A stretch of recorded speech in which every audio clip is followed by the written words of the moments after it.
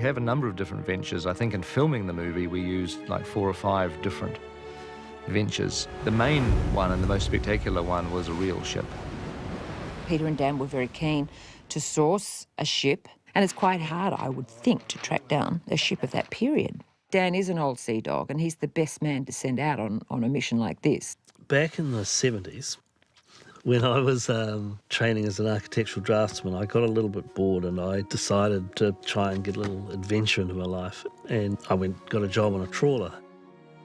It felt great and I loved it, and I did it for 8 years, which was never my plan. My plan was really to do it for 6 months and get back on the drawing board. But that gave me a background and a knowledge of boats and ships and how they operate. And I think that was the reason that sort of Pete decided I'd probably be the right person to look for a boat. Going right back to the very early times, Dan Hanna and Peter had acquired a ship when I first came on, a ship called the Manuia.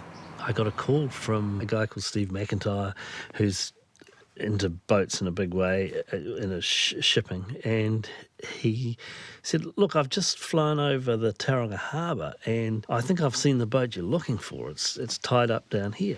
And there she is, very dodgy old gangway there. So I managed to get hold of the owner of the ship and said, would you like to sell it? And he said, yeah, he was sort of prepared to move on from this ship. But it had 40 tonne of tuna on board. It's 2 50-foot containers. Wow. Actually, there's 40 tonne of tuna in here at the moment. Is that right? Bloody hell. And there was weird legal stuff associated with this frozen fish. Because it wasn't a New Zealand registered boat, they couldn't unload their tuna. I mean, we didn't want frozen fish and we didn't want to, give them to the catering department on the film to feed us with either. We just wanted to get rid of them. We got this guy to negotiate with the government who said, OK, if you sell the ship in New Zealand, we'll let you offload the fish into containers and ship it out of New Zealand. It was a bit weird. A bit of a strange thing, the frozen fish. Slightly shady, dodgy, unusual. So we did our deal. He got to unload his 40 tonne of tuna. We got to get the boat and bring it down to Wellington and start to modify it and turn it into the venture.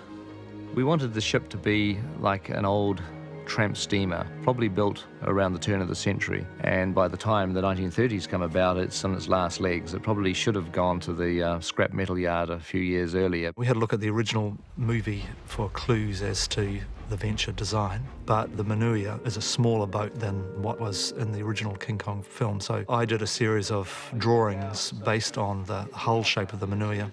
In every instance, the hull design of the Manuia kept tripping us up in a way, because the 1950s hull design is quite different from turn of the century.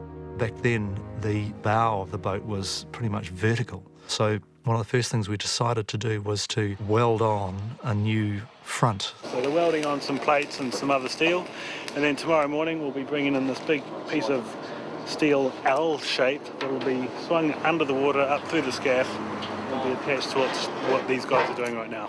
And so the next step in the process, once these are all braced back to the ship, is that we'll clad it with steel plate, put up rivets on, and it'll look like a 1910 ship rather than a 1950s ship. We also had to build quite a bit of superstructure amidships to make it obvious that you could carry up to 30 people.